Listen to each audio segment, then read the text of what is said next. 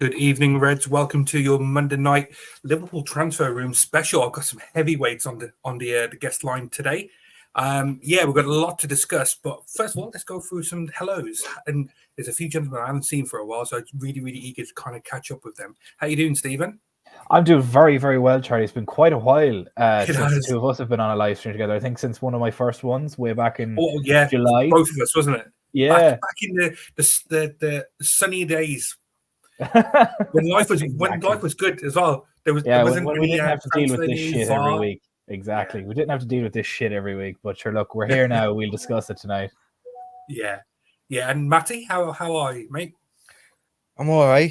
Still fuming, still rough. So they owe me an apology as well because they made me get absolutely hammered on Saturday. Just drinking your sorrows.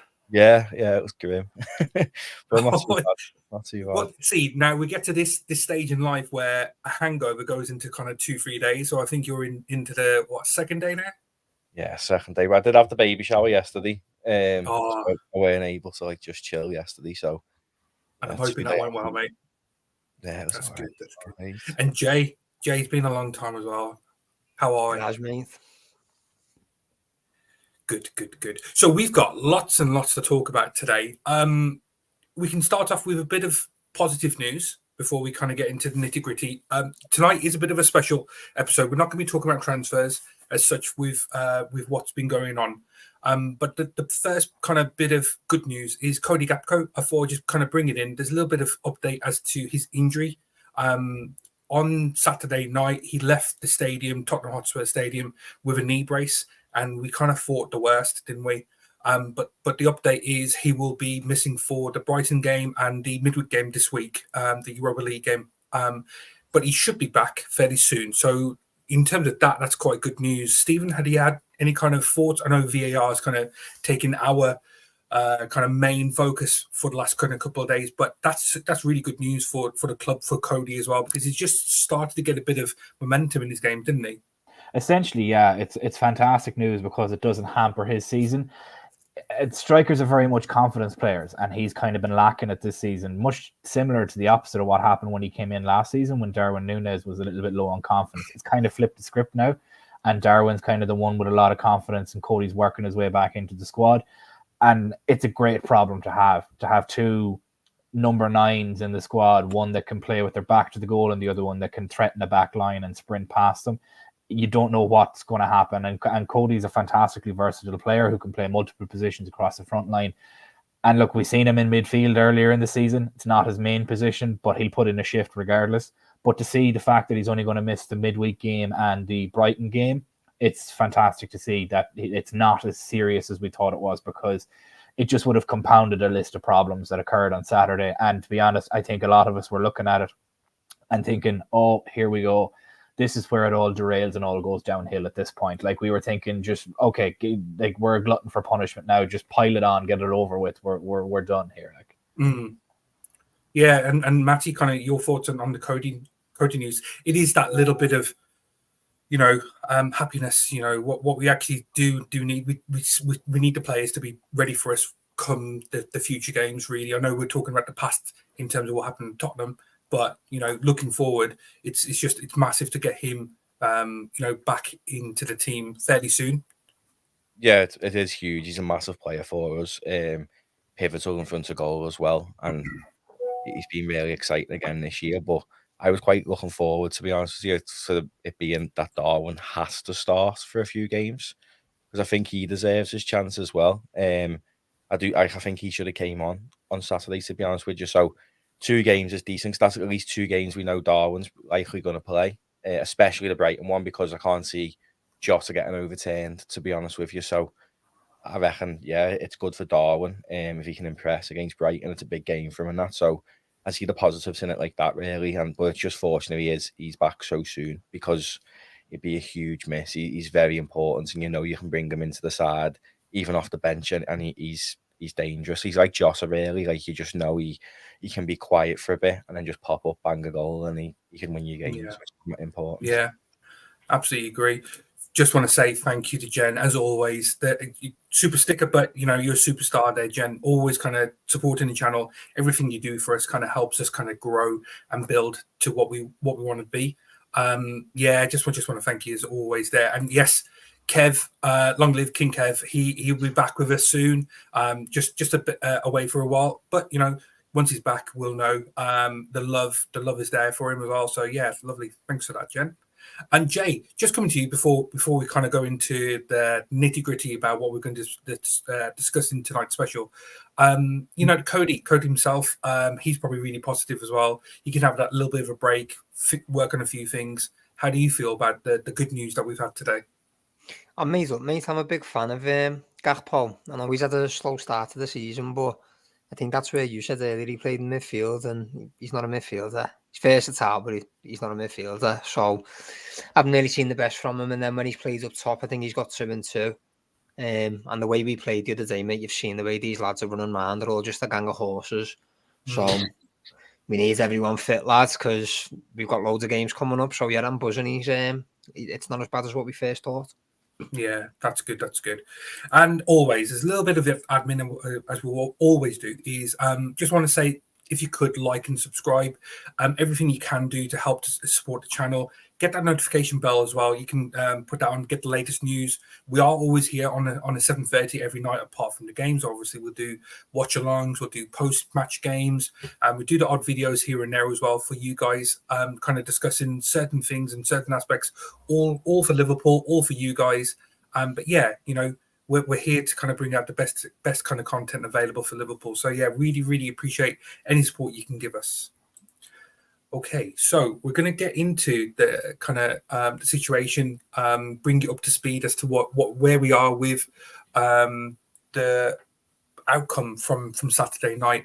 We all know about what happened with the offside. We're not going to go into that. What we're going to be talking about is actually where we are right now today. Just for those that haven't, may have been in the cave for a little while, not really caught up with all the news. The Pgmol, as they're kind of shortly known as, released a statement pretty quickly after the game. They're scrambling, putting a conversation together as well. But, essentially they admitted to an error, a significant human error, as part of the outcome of the offside goal. They admit that they made a mistake, and they would have contacted Liverpool Football Club to kind of discuss and essentially apologise for the complete mess up that they made of the game and the officiating itself. Following that, Liverpool then released a pretty damning, scorching statement, if that's what you want to call it. Essentially, and I'll read it out in full so we can kind of get a full understanding as to what was actually said, and then we can go into it. So Liverpool Football Club acknowledges Pgmol's admission of their failures last night. It is clear that the correct application of the laws of the game did not occur, resulting in sporting integrity being undermined. We fully accept the pressures that match officials work under, but these pressures are supposed to be elevated, not exacerbated, by the existence and implementation of VAR. It is therefore unsatisfactory that sufficient time was not afforded to allow the correct decision to be made, and that there was no subsequent intervention. That such failings have been categorized as significant human error is also unacceptable. Any and all outcomes should be established only by the review and with full transparency. This is vital for the reliability of future decision making, as it applies to all clubs, with learnings being used to make improvements to processes in order to ensure this kind of situation cannot occur again. In the meantime, we will explore the range of options available, given the clear need for escalation and resolution. Now, I'll come to you guys. I know, Stephen, last night you kind of went through this, but having had that little bit of, you slept on it, is there anything that you feel that you want to add to what you said yesterday in kind of the excellent stream that we had last night? Not really, to be honest with you. I think everything that needed to be said was said last night about that statement, from my point of view anyway. Obviously, the lads haven't had their chance to say their 2 cents on it, but having slept on it, I think this is absolutely fantastic that Liverpool made this statement. This has been PR approved, John Henry approved, the whole lot approved, and this has been put out. It's essentially taken a stand, and as Mark Goldbridge put it, to pardon my French, we don't fuck about. If something goes wrong, we call it out, and this is us making a stand. And I do see a lot, like in the interim between that statement being put out and today, the Twitter sphere and social media in itself, it seems to be an awful lot of fan bases trying to have their equal attention cake for some particular reason. They all seem to be like, oh, but what about this, that, and the other? And I'm kind of like, you do realize that if something is found from this enhances and elevates the officiating for everybody. It's not just about us. It's not just about us crying foul here. Now, we could turn around and point fingers at a lot of different times in the past couple of years alone. The most recent one that I have in memory is, funnily enough, the Tottenham game where we were on for the quadruple. And Harry Kane butchered Andy Robertson with a tackle, and 10 times worse, in my own opinion, than what happened with Curtis Jones on Saturday. Not even a card was provided. Jota was pushed down in the box. Nothing was happened there. And we went on to draw that game 2-2. We then ended up losing the league title by a point. If that particular fixture had gone our way and the calls were made correctly, we could have won that game and at least have had a domestic treble going into a Champions League final. So realistically, it's not an us against the world, even though we like to say it is. It's an us against poor and bad officiating in what is advertised as the greatest league in the world, the one with the most money, the best teams, but yet the worst officiating. I don't know what it is. It's not that hard. And we do say, look, it's hard, but it's not that hard. When you have a video-assisted referee who can see everything and has access to all of the cameras, it's really not that hard, especially with big decisions like red cards, offsides, and goals. Yeah. They're not that hard to make, realistically. No, I agree. Everything you've just said there, 100% agree. Jay, I'll come to you. So there's two parts. There's two-part question for both you and Matty, because you haven't had your say as yet. So first one is around the statement from Pgmol around their significant human error. Do you accept it? Do you kind of follow the same line as what the Liverpool statement? That's the second half of the question. What are your thoughts about that statement as well? And that'll be the same question for you, Matty, as well, straight after. It's a load of shite, really, isn't it, mate? They haven't even said sorry, to be fair. And they ballsed up like 4 or 5 things in one game. The problem for me is, lad, it's not even the fact that the initial mistake. As the game carried on and no one from VAR gone, what are you doing? That's a goal. No, even if it was like a minute later, whatever it be, 30 seconds before the free kick was taken, how's no one in that office gone, what are you doing starting the game again? Yeah. Because that's Wasn't there literally something... all it takes. It just takes literally whoever's in that office, the VAR office, to go, what the fuck's he doing? Stop the game. It's a goal. That's what I can't get my head around, because there's not one person in the VAR. I know that there's talks now that someone was going to the toilet or whatever he was doing. Where's the rest of them in the room? There's like 3-4 people in that room. Do you know what I mean? How can not one of them say, hang on, why's the game carrying on here? So it's one of them, mate. I don't really, where we've said we'll take every avenue possible, I don't really know what that is. Because the best you can hope for is compensation, which doesn't really mean fuck all. It's just a good thing that obviously, hopefully on the back of it, it'll change something. Whether it brings them what we've seen in the World Cup, I don't know. But yeah, mate, that statement was a load of shite. It was just a generalised statement that that's what PR fellas done for them, know what I mean? They're not asked. Yeah. Matty, your thoughts about the two statements? Sorry. Yeah, Matty, sorry. Just on those two statements that we had, any thoughts on what you think, is it just like what Jay said, is it like a load of bag of shit when it comes to the PGMO?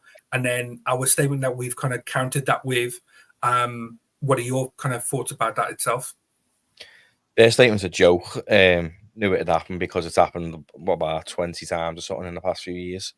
It feels like it's happened a few times this year. What's more pissed me off is that I couldn't remember who that ref was in the game. I remember when I was watching it thinking, how do I know his face? And then after the game, it come out, he's the one who got suspended with the United fixture, isn't he, from the other week? Yep. And then Oh, he's now true. refereeing a high-profile fixture again. Like he's being rewarded. He just gets a few weeks off and then gets Liverpool Spurs. Like Spurs have always been a top 6 side. You know what I mean? It's a massive game, and he was atrocious the other week, and then now he's back doing this game. That's a joke.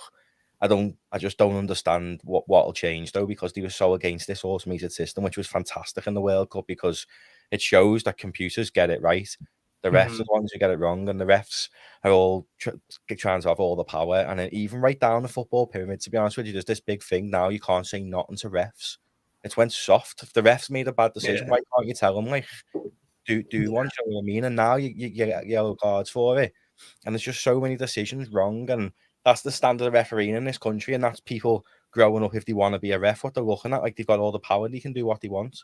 It's a joke. And then they wonder why they get moaned at. So I wouldn't be surprised if in a few years it comes out there was some match fixing going on in these years with the refs. And that's not just for us. And the thing that's done me head in with other clubs is the fans are like against anything happening for Liverpool because it's Liverpool, when really the other clubs should be like, do you know what? No, we stand together and come at this, because it's a joke. And it's not just Liverpool it's affected this year. It's affected everyone, even right down to people like Everton. It's affected them in recent seasons. So all clubs should be coming together rather than like the fans coming at us. And that's why I've got my massive respect for Mark Goldbridge, because he's actually said it how it is, and he's a United fan. So I think more people should be doing that, because nothing's going to change while we let it continue, to be honest with you. I can't say I'm surprised, because Howard Webb is now in charge of that situation, and he was corrupt as fuck anyway. So, pardon me, French.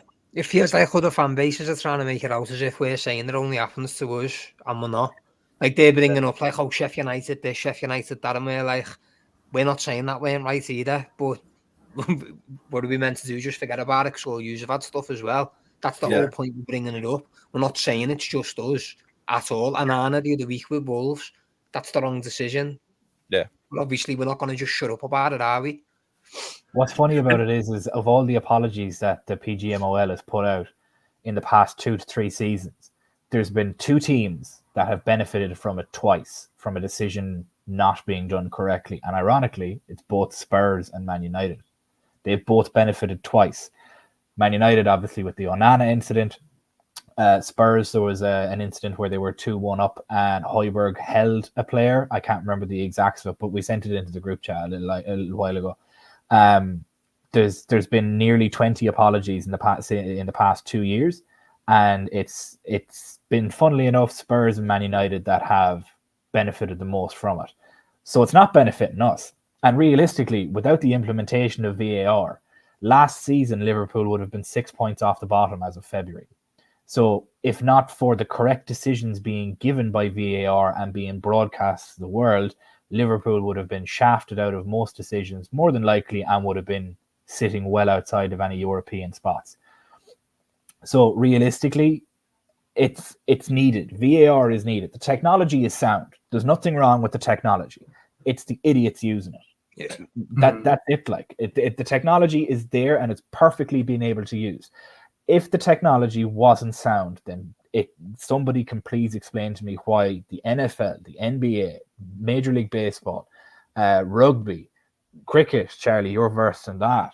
There's so many different sports that use it.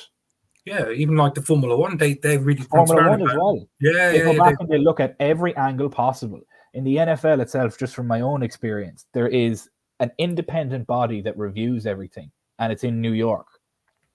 And so no matter what games are going on, there's guys that are there that are dedicated to reviewing clips and everything. Like the guys on the field will make their own decisions, and there's stuff that then is reviewable, but then there's stuff that isn't reviewable and whatnot. They have literally, Americans love their rules. It's this, and this. It's all laid out in black and white what the rules are.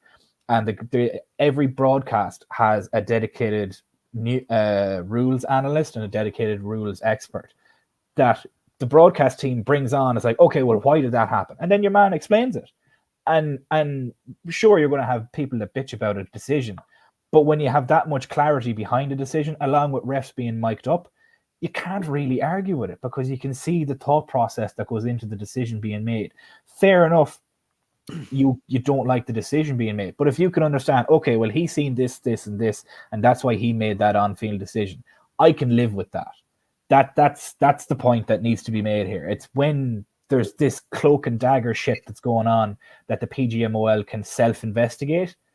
That's where I start calling bullshit there, because you can't self-investigate.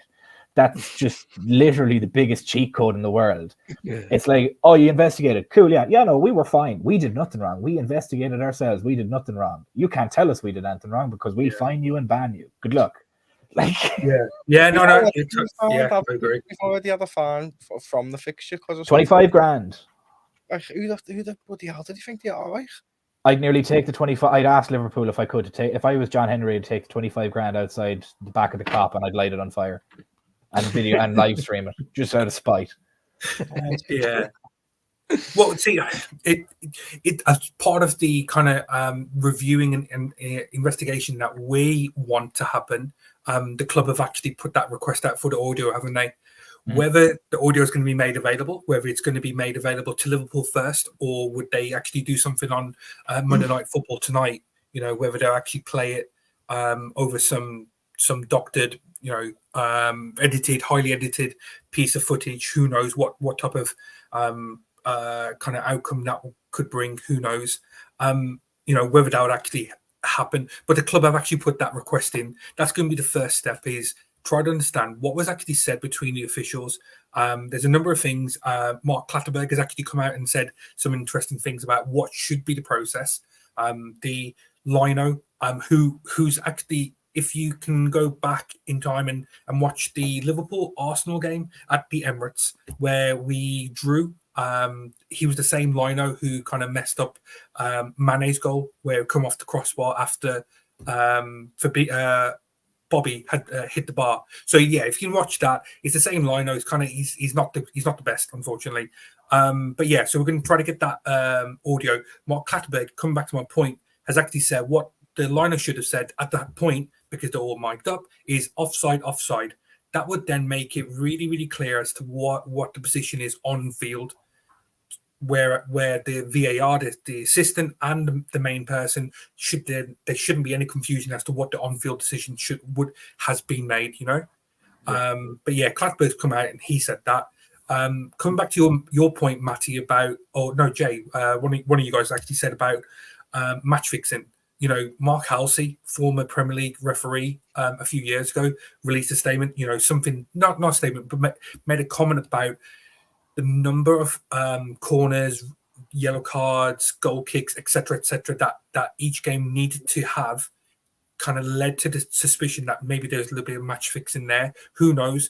But it's interesting that Mark hasn't had a job since maybe that comment, and he's kind of been left to the side. Mike Dean, just the other week, has said that his mates, they're all one big happy family, friends who look out for each other. It doesn't kind of lead to the transparency, the non-biased position that they should be in, So yeah, it's one of those things that we have to do. But yeah, coming back to the original point, it's going to be interesting once we do get hold of the audio from the game and see what we can do from there. But before you go ahead, Charlie, I just want to bring this up because I just spotted it and Jay just replied to it. But this is the greatest load of waffle that I've ever seen in my life. Rob, I don't know what game you were watching, but if I was waving for a taxi like this, and the ball hits my arm, pretty sure that's a handball. I encourage you to go read the rules. It's all right because Divock Origi twatted one in the bottom corner later on in the game. So if you want to replay that game, we'll beat you again, no problem. Would have bet you with last year's team too. Yeah, but Rob, Stephen, sorry. The point, Rob, is it isn't a case of having replays or calling out past, decisions that you may not agree with. What we're saying is we want the system to be where it eliminates those problems, these things happening in the future. Now, when it comes to the handball, I think it's pretty clear, but you can say armpit. There's no bias. It's a Champions League final. You can't be sticking out your arm. It's not the silhouette of the player makes it out that he put his arm out there. It hit him on the arm. It is a penalty kick. We can all agree to that. But the point what we're trying to make is we don't want a replay. No one's asked for a replay. So the Twitter sphere, the people that are coming out with all this crazy crap about let's replay the game. Mark Howard Webb has done something in the US around a similar situation, That's not replaying gonna the game. happen. That's not. We don't want that. What we want is the best referees officiating the best league in the world. I think we all agree with that. Yeah. It's exactly that. Like Rob is saying there that they've spent millions to won't change it. We don't want them to change it. We want them to use it right. If it can work so well in all of these other sports, why can it work well with us? Wasn't there only one extra camera that they had to pay for, and he would have had what they had in the World Cup or something stupid, and he refused because to they had a contract with so many cameras or something like that, or something along the lines of that, and they couldn't get an extra one, or they could get an extra one but decided not to. Something stupid like. But it's again, this as Jay pointed out earlier, and he said it into the chat as well, is that it's not an us against everybody as, oh, pity us, oh, we've been done hard by. We understand that this happens to every team. We absolutely understand that this happens to every team. It's not just us. But when you have an officiating performance that is as bad as the Chelsea-Barcelona game in the Champions League, in my own opinion, I think that was the next worst one after this. It was just so blatantly obvious that decisions were just not going one way. I don't care if the refs are terrible, but be terrible for both teams. I can live with that then, and I can live with us losing against Spurs if we were also both under shit officiating. But when it's only happening to one person, it's I never said it was a Spurs problem, Rob. It's not a Spurs problem. It's a Premier League problem. It's happened against every team. Every weekend there's been a refereeing decision. They're taking center stage, unfortunately. But we're not here to slag off Spurs. This isn't a Spurs slagging off stream, Rob. So what we're trying to do is talk about VAR. We're talking about the game itself, the wider, try to get a broadened horizon of what's actually going on with the game today. It's just not good enough. We should have the best referees. Now, how do we do that? That's what we wanted to kind of discuss in a way today. The first point is to try to get the evidence, what actually occurred on that day. The second part is actually reviewing that, what actually happened, where were the failures, what could have done, what should have been done, and what happened. And that's where you get that gap analysis, don't you? And from there, those are the certain things that we need to try to do. But yeah, so let's kind of stick to what we want to kind of discuss, because we could end up talking about this for 2-3 hours, couldn't we? Really, but time is short, isn't it? So from the game, I know the club have actually put through a appeal for Curtis Jones, his red card. Matty, I'll gather your thoughts about that straight away. Do you think there's anything behind it? Is it just a case of we're trying our luck? Is there a little bit of technicality because the still image that the referee was provided when asked to go to the monitor was actually incorrect? That should have happened again. The process is the referee, when he's instructed to go to the screen, should only be given live, the full speed replay or a slightly slowed down replay, no still images. Definitely shouldn't start with Jones's boot studs on his shin. I feel like the minute he walks over, and I felt like that was on that still for about 4 or 5 seconds. Like, it didn't just where usually when you go over, it's going to immediately bias him. Away. It was there. So if you're staring at that, it looks like a leg breaker, and he should be sent off. But that's not that, like they were saying on commentary, that doesn't describe the tail of the tape really, because Jones just went in for the ball, and you can look at any of Jones's movements. He goes in with his foot over the ball and scoops it in. It's a style of play. Gary Neville was saying that on commentary, and that's what he's tried to do. And the defenders, was it Udogie? He got there just at the same time, and Jones's foot rolled over the ball. It's not the lad's fault. He's not like he's went in to break the lad's leg. Do you know what I mean? Jones is like our players who he plays with go through career-ending injuries potentially like that, and have to be there to support him. So he knows what it's like. Players aren't any player that goes in with the intent to do, and that's just a helmet, to be honest. And I don't think that's what Jones is. You could take a still of, let's just say, Robbo got booked for this, so I'll use it as an example. You could take a still of him with his elbow in the player's face. You show that to the referee on the screen. He's going to straight away think, oh, he's gone straight into to do some damage on the player, isn't he, Jay? So I mean, it's just not the right process to try to get the right decision.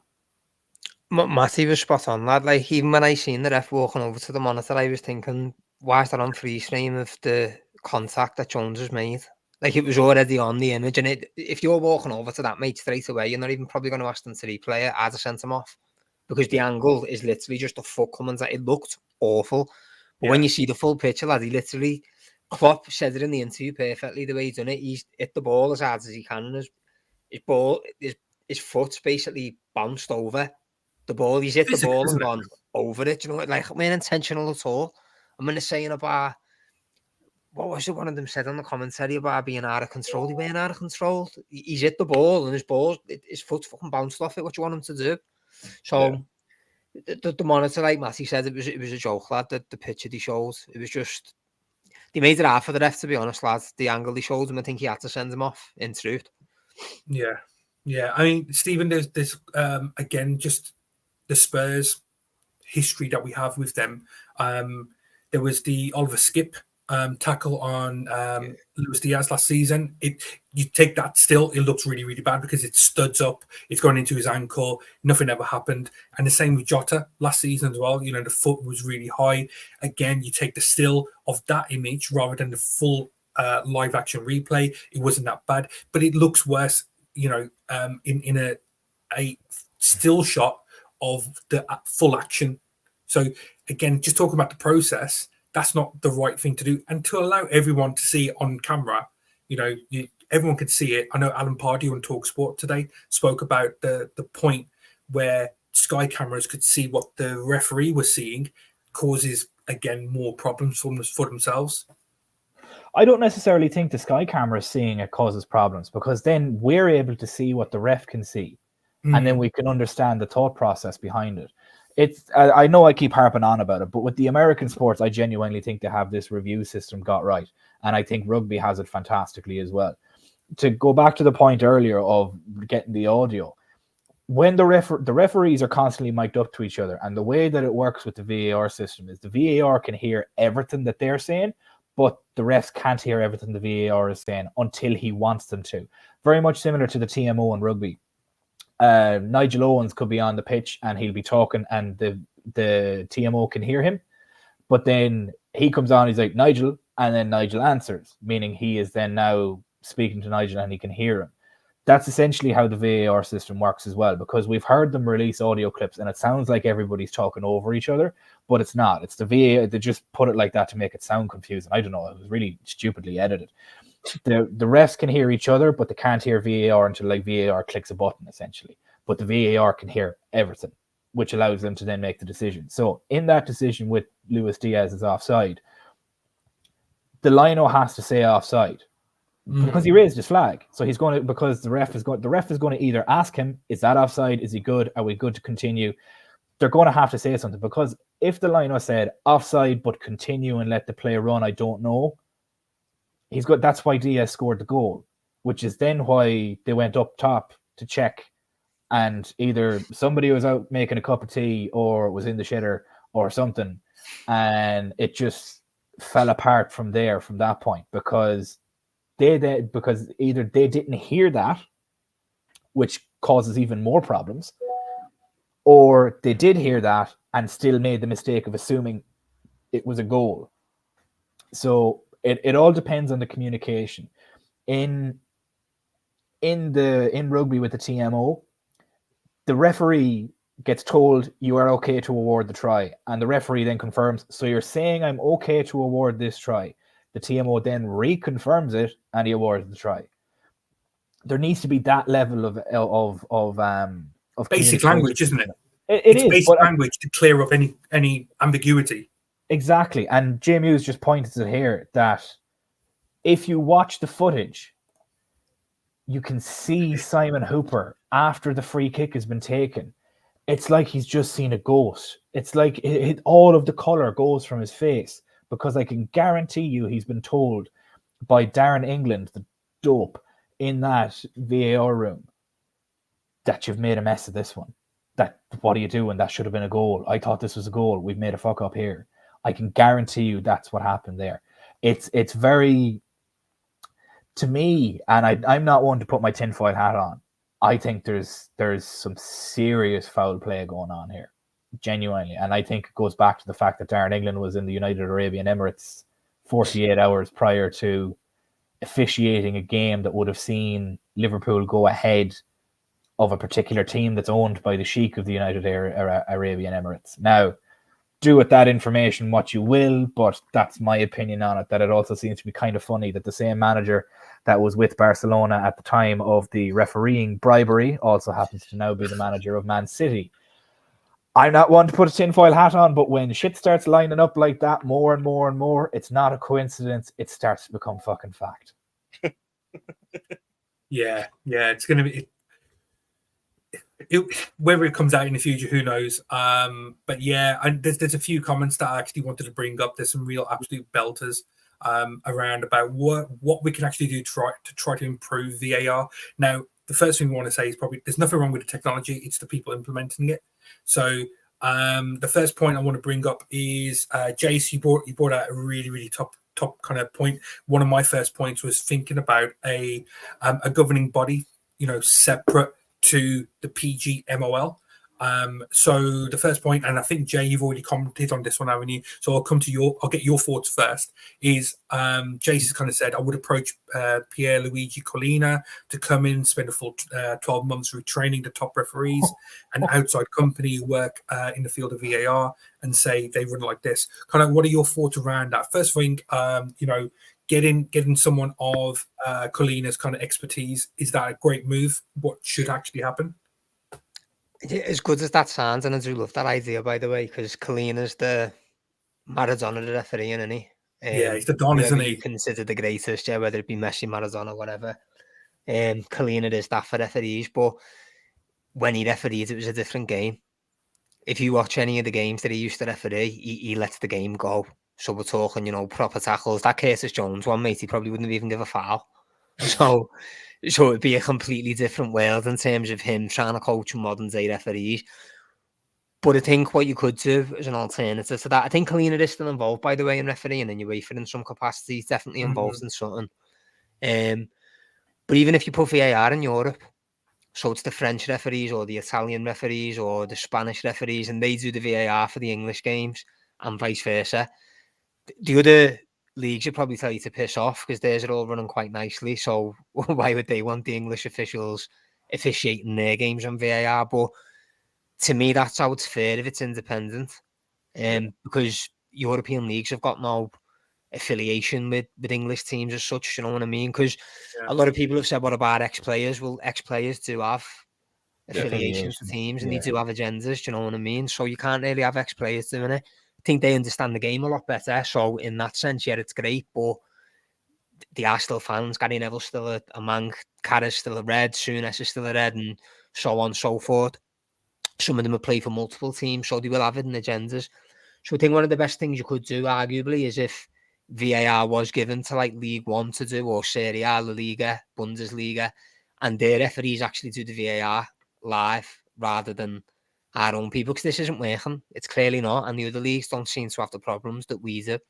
So whether that's something we can look at, I don't know, but it's one of the only viable options I can see right now. Yeah, Matty, I'll ask you a really serious question. Do you think any of the big, the other big leagues would actually employ English referees to manage their own games? No chance. Not a chance. Most of the referees are just people who failed at football or got tethered and just want to ruin people's lives. Or just, grotty PE teachers from back in the day, James Milner's. What's his name? John Moss. It was John Moss, wasn't he? He was... I thought you were going to say Jonathan Morley, and I was going to be like, that's exactly who I was thinking of. Phil Mitchell. Yeah. No, but I guess that kind of just proves the point. The standard of officiating in this country is just not good enough. But, the point... Past the officiating as well, though, I do strongly believe there's corruption just from the top down. Like, think how much money, realistically, you could make. Like Stephen, I'm not putting my tinfoil hat on, but how much money you can make with by fixing it, and then the fine and players big money to probably divert the attention. Do you know what I mean? Like, but like if you think about the amount, like how much did Barcelona pay over 17 years? It was 17 million. That's pennies. Yeah, for leagues, pennies. Yeah. Absolutely. To be honest, pennies. even then Mike Dean comments the other week about Anthony Taylor, like I don't think enough got made of that. He was basically saying, he's me mate, couldn't be asked given a difficult decision to make, so I thought, fuck it, won't tell him. If we don't like that, we all get let go. Do you know what I mean? And this is even about, that isn't even about making a mistake. That is corruption. Because you're choosing not to see something to help your mate. That's not what your job is. It's the same when like people talk about police being corrupt. It's the same thing. If you're looking out for your mate's best interest rather than what's actually happening in front of you, that's an agenda. That's corrupt to give you the outcome that you want. Do you know what I mean? So even then, Mike Dean things, mate, like the alarm bell should have been ringing a lot louder than they were. That shouldn't have just been allowed to have just been forgotten about, really. Yeah. Let's stick with this one then. Suddenly, from nowhere, it appears that all the journalists and Gary Neville, who yesterday was saying, oh no, this is a terrible decision. Suddenly, they've all kind of grouped together to have a go at Liverpool, saying it's a laughable statement. It shouldn't be put through. Just get on with it. Stephen, what are your thoughts about what that all means? If you're not going to get it from the media, then where's the voice from the fan going to be coming from? It's going to be coming from the likes of us and the likes of Mark Goldbridge, funnily enough. To be perfectly honest with you, obviously Mark has a much massive more following than us in the millions, but like the fact that he turned around and said that Gary Neville's a twat for what he said, I think speaks volumes considering he's a United fan. And clearly someone's boss got on the phone with them and said, Gary, come on now, we're paying your pay slip here. Let's toe the line. Good lad, good boy. That kind of a way. Like it was very funny and very quick how in the space of about 36 hours, his tune changed completely. It went from oh no, this shouldn't be happening. That's not a red card. This isn't that. How's that not offside? How's that offside? That kind of a thing. And to bear in mind, Luis Diaz was over half a meter onside. It wasn't. How the on-field lino got that wrong? I could see it from my bare eyes. Like I have 4 eyes and I can fucking see it. Yeah, for the love of God, like it boggles the mind. And I heard a quote the other day that don't assume malice for something that could be attributed to incompetence. The problem is that it's adding up too much. There's too much of it adding up for it to be purely incompetence. Nobody that is in that high of a position in that sort of a league at those games. If this was happening in League One, I'd maybe understand it because look, it's one of the lower leagues, or even in the Vanarama League. I'd be like, okay, look, like fair enough, like you can understand it. But when you're in, and that's not to say anything against the teams that are in those leagues, they're still professional football players. They're leagues above where any of us will ever be. I'm only speaking for myself there, lads. I don't know anything about your sporting backgrounds, but it boggles the mind as to how the advertised best league in the world with the most money and the best teams and the best players can have such shoddy refereeing decisions that alter the course of games with decisions. Like if we end up we are on pace to challenge for the title and challenge for a lot of trophies this season, which we didn't think we would be. If we end up in the same situation as that year of the quad where we lose out by a point to whoever it may be, City or Tottenham or Man United or Arsenal or, God forbid, Chelsea. Look, I'm trying to be impartial here, Jay. I'm trying I have to. Let's get the dig in, didn't I? Trying to be impartial, man. I'm trying to gain friends here. We're not trying to slag anybody. Fuck United. But whoever it may be that finishes ahead of us, if they do finish ahead of us, and it's by 1 point, we look back at this game and be like, we were shafted. Yeah. It is literally like these are season-defining games when titles are decided by 1 point, and they have been. Since us and City have been going toe for toe every season, it's been a point or it's been 3 points. It has never been anything outside of that. There's us and City, and then there's a big gap. Now, thankfully, that gap is tightened and it's much more competitive the past 2 seasons, but it's still tight at the top. And when games like this that are that are fucked up because of bad officiating, which should have been caught. Like offsides, we were told this is black and white. You're either on or you're off. We don't mess these ones up. This is to take the human error out of it. But now it's put human error back into it because the lads in the VAR are off taking a shit. Like it just, the more you think about it, the more frustrating and mind-boggling it gets, and the more your mind starts to wander. Is like, is this purposeful? Because we had 5 years worth of fair play awards over the past 5 to 6 seasons, and then the second Paul Tierney gets called out by Klopp, all of a sudden we've more red cards in the past 7 games than we have in the past 2 or 3 years combined. Again, not one to put my tinfoil hat on, but shit's not adding up. But it's just a consistency, though, isn't it, Stephen? So, it's the calling out for the yellow cards that gets me. Yeah. McAllister got it done. Got done in the first game of the season against Chelsea, and then we've seen numerous players just like on Saturday when Doggy and Richarlison did it. Joel Linton did it in the Newcastle game. The interesting thing is, though, Doggy was on a yellow card when he done that. He would have been sent off as well. And did the way people say us all with buts and maybes, with him going off, he's a defender. In that whole game, even though we only had 9 men, we still had our back line. So him going off could have changed the game. He still would have had Salah and Diaz running on, and you can sure as hell guarantee if he went off, Nunes would have came on and ran at that back three. So it just stinks of corruption, to be honest with you, and it stinks that brown envelopes got dished out on Sunday, and that's why they're all backtracking. And what's interesting is someone who's associated with a non-league club in Liverpool tweeted yesterday that he's being sent a warning to be quiet because of how much he was speaking about it due to his affiliation with football. Someone sent him in the group chat yesterday. That's interesting, that, because I think it was AFC Liverpool, and they're obviously still regulated that by the FA, and the fact that someone who's very highly thought of there is tweeting saying this, and then getting told to shut up. It just stinks of corruption. It's collusion and corruption. Yeah. It's envelopes being handed left, right, and centre. Yeah. So I think again, we just conscious of time. We've already got to nearly 47 minutes. I just want to say thank you for everyone that's joined the stream tonight. I know it's difficult when it comes to like a Monday night. There's always Monday night football's on. We appreciate your That's support. only Chelsea, it's all right. Yeah, that's true. Smash those likes, subscribe, notifications, get that, get the best information, best kind of Liverpool news you can get. We've even got a Spurs fan that's joining in. Rob, I'm hoping that you've liked and subscribed today as well. So I think we all agree that there should be some type of governing body for football. That should include referees. I think that's the main thing. That would give us the accountability, but the transparency is probably something that we need to talk about.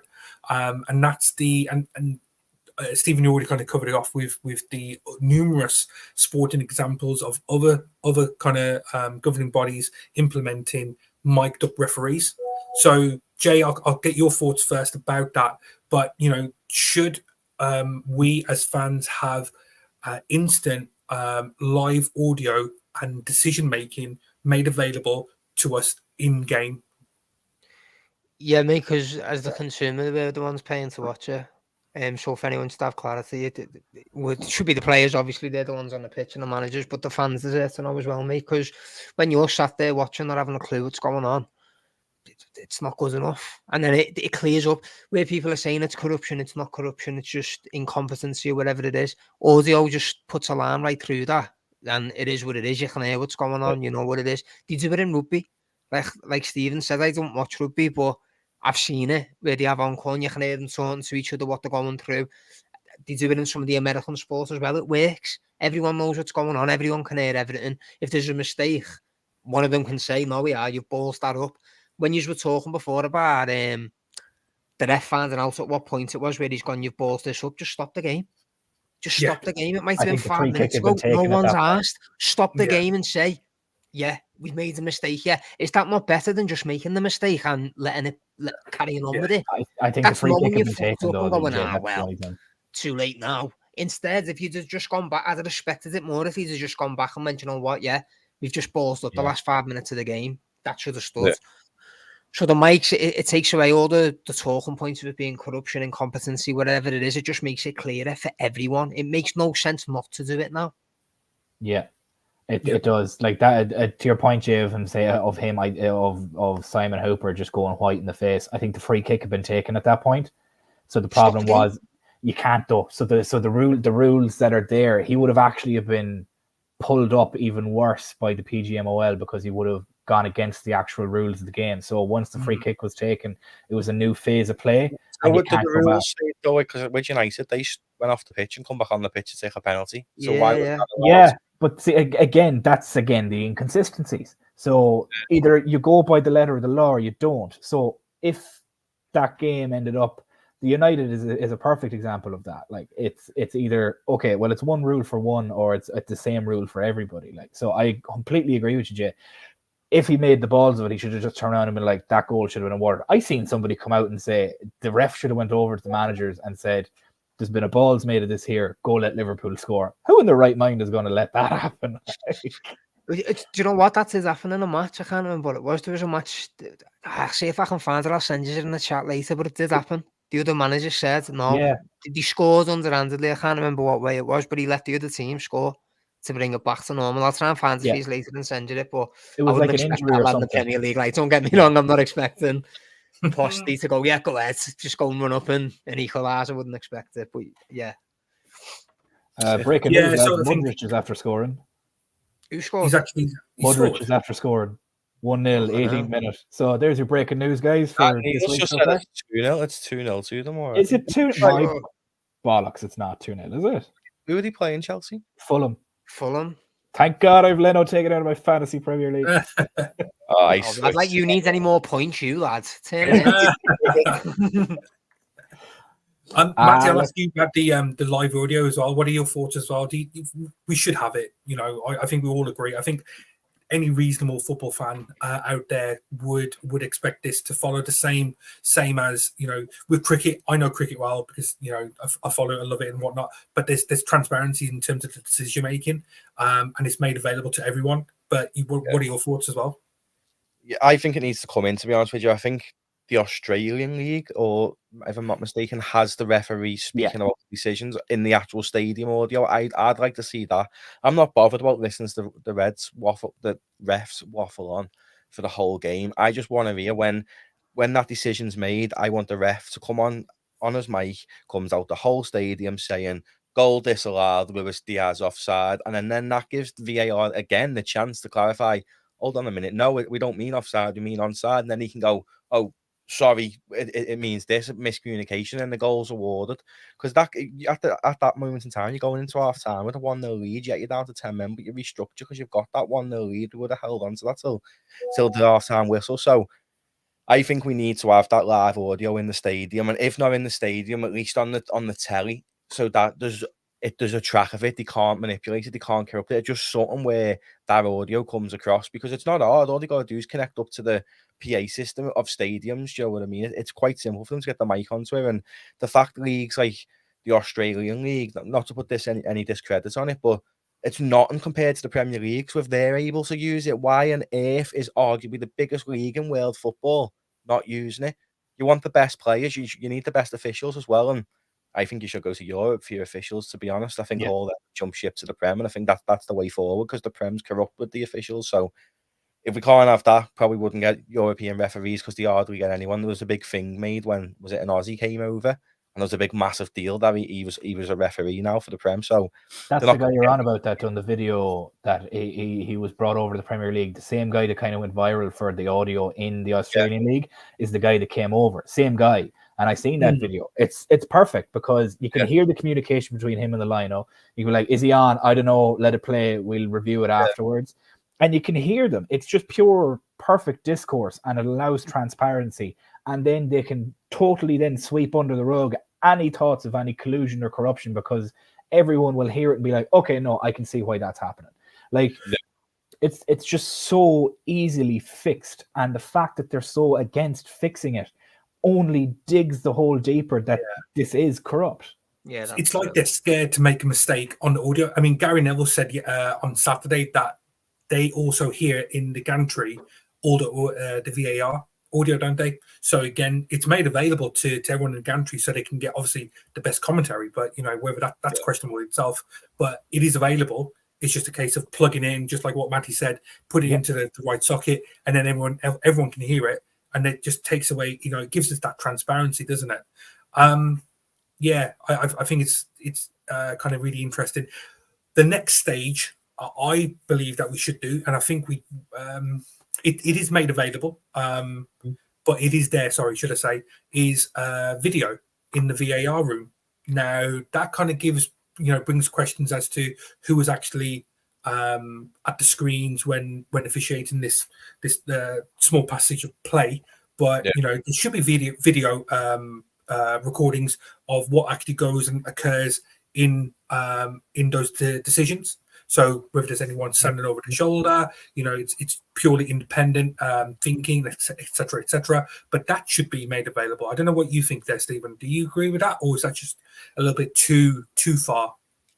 I don't think it's too far, because you don't necessarily need to see it at all times. It shouldn't be like a press your red button if you want to see what's going on in the VAR room, like that kind of shit. You don't need that. It would be nice that if when a decision is being reviewed, like an offside or like a goal or like a handball, that it literally just shows like an overview, very much similar to what you'd see in Formula 1 or what you'd see in the NFL. Purely just, you can see the video review room and you can see, okay, they're looking at this angle, and this angle.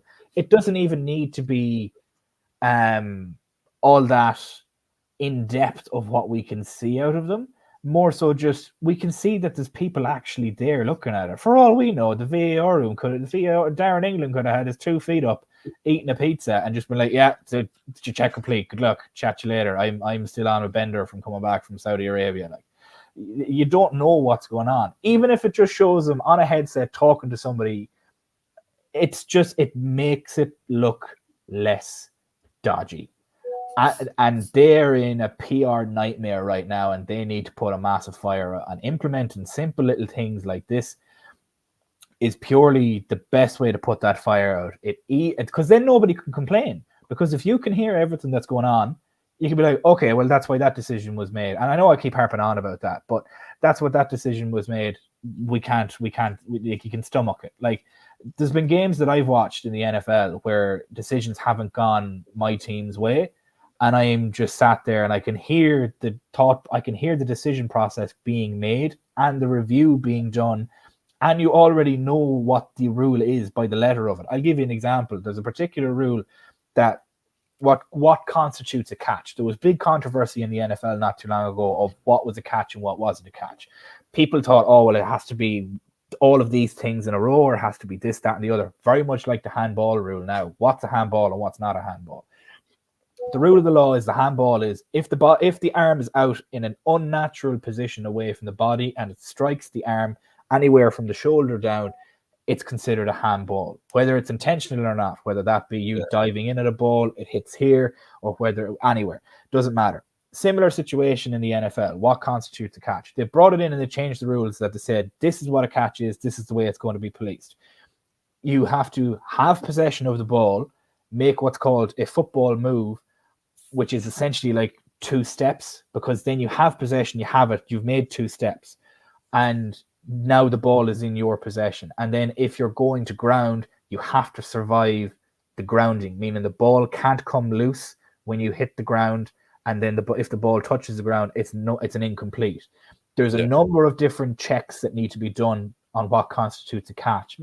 And while coaches can challenge in the middle of the game, I don't think that should be done in football. That'd slow everything down way too much.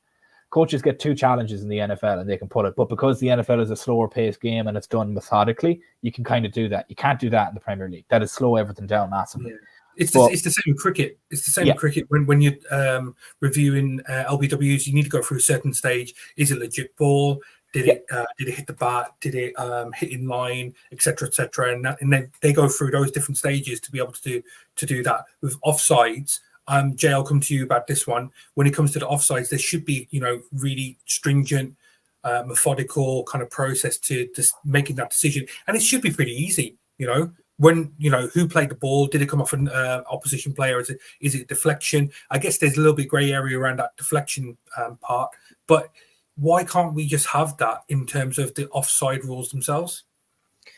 I I sort of hate the VAR offside, you know, because even the ones that are cutting to ice, sometimes you'll be just past the halfway line and you're offside by like a fingernail or a toenail, and it's a millimetre. No one's got an unfair advantage for it.